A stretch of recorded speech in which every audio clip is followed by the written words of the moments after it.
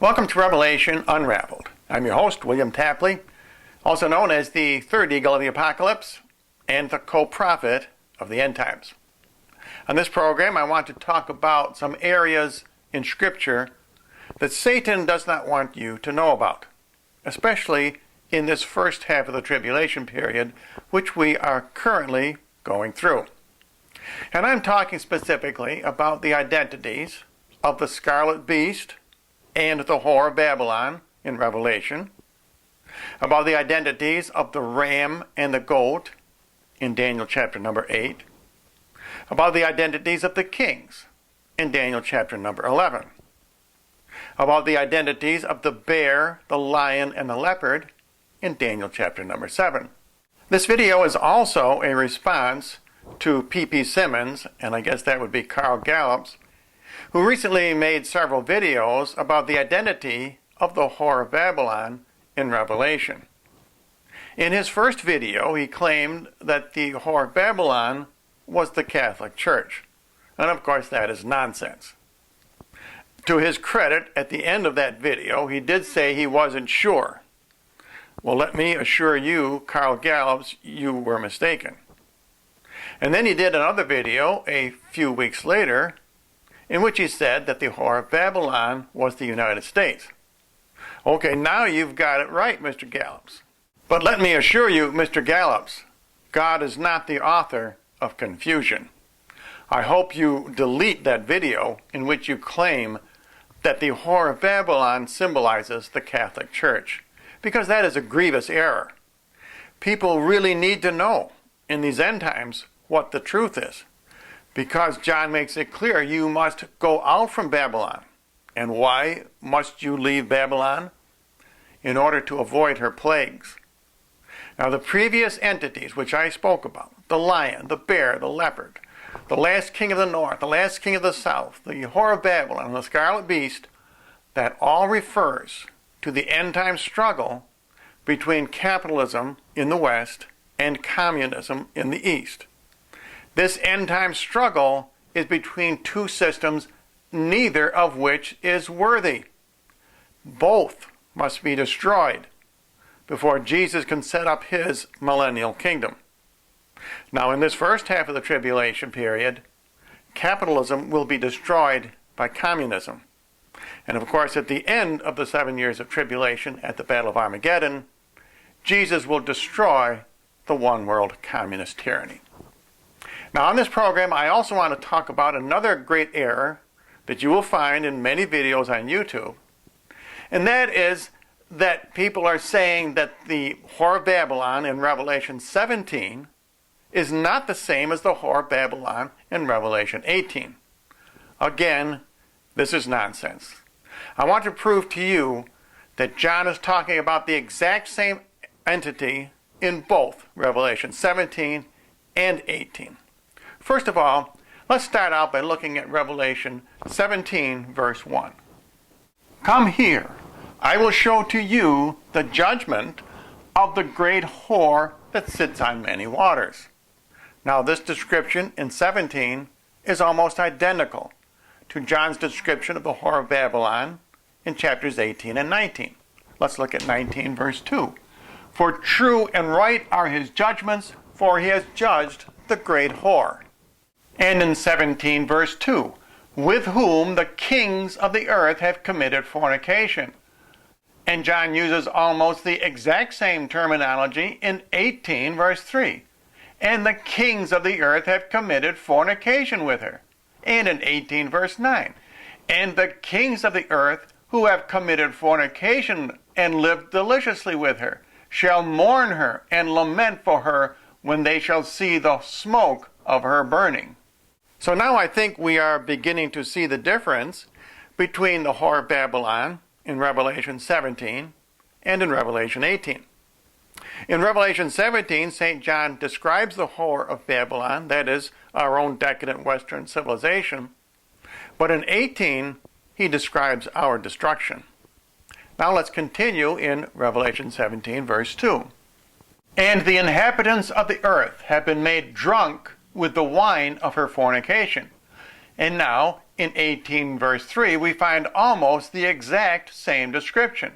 For all the nations have drunk of the wine of the wrath of her fornication. And John continues in 17 verse 4, and the woman was arrayed in purple and scarlet color, and decked with gold and precious stones and pearls.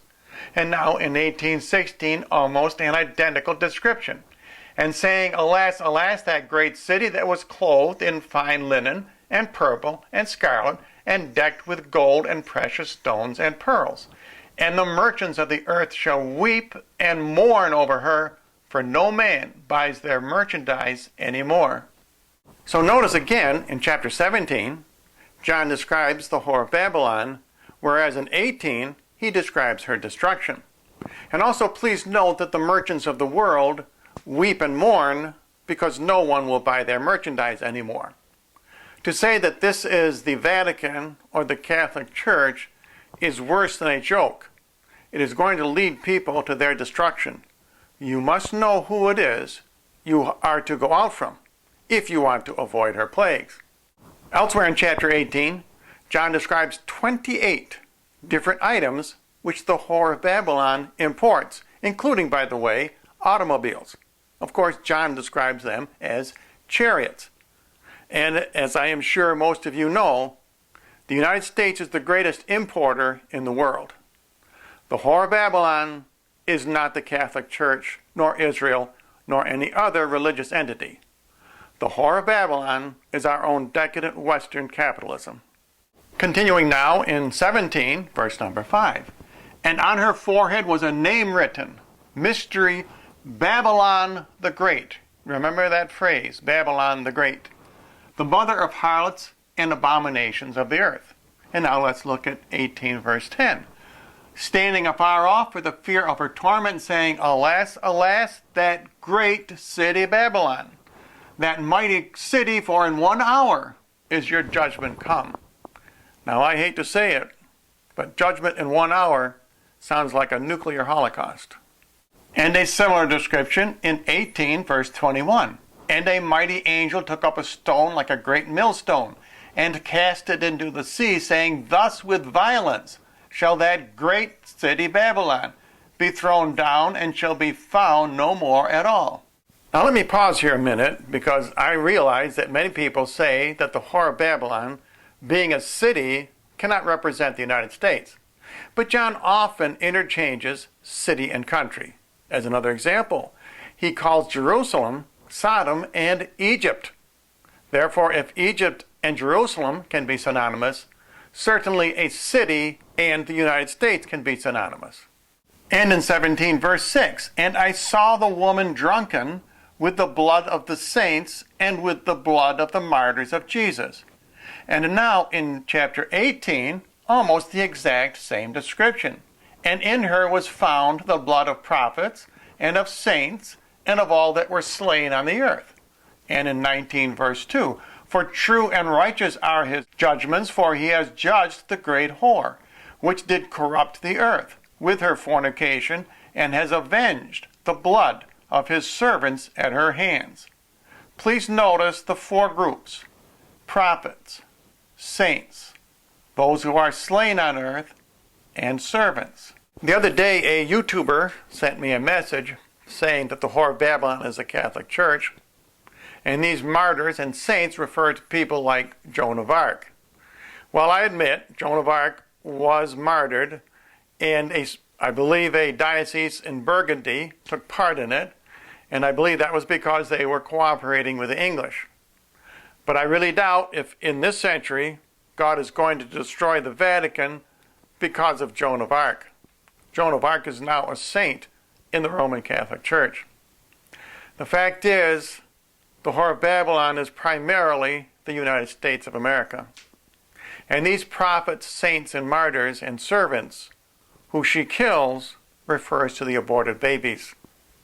If you watch my other programs, you know that these are 4 particular groups. These are the 4 groups who will reign with Jesus during the millennium. And what John is saying here is that of the 50 million babies aborted in America since Roe v. Wade, many of them would have been raptured. Many of them would have gone with the protected Catholics into the desert. Many of them would have been Jews who converted. They have all been killed through the horror of abortion. And as John makes clear, God is going to avenge their deaths.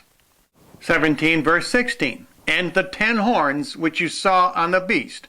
Now the 10 horns symbolize all the nations of the world. The beast is the scarlet beast of international communism. These shall hate the whore, that's us, and shall make her desolate and naked, and shall eat her flesh, and burn her with fire.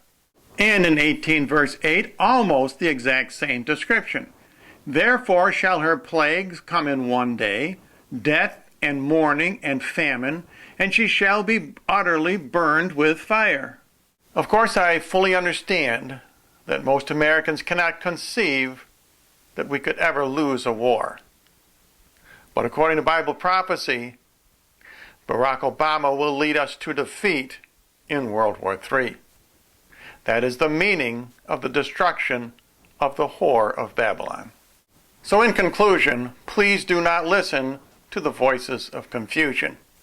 Satan is the author of confusion and delusion in these end times. He does not want you to know who the whore of Babylon is, nor the scarlet beast. He does not want you to know who the goat nor the ram are in Daniel. He does not want you to know who the kings of the north and south are in Daniel chapter number 11. I have covered all these topics on other programs. You need to know, because you must leave Babylon, our own decadent Western civilization. And if you would like more information, I offer a free book called Revelation Unraveled. If you would like a copy, you can write to the address you see on your screen, or send me a note to my YouTube account.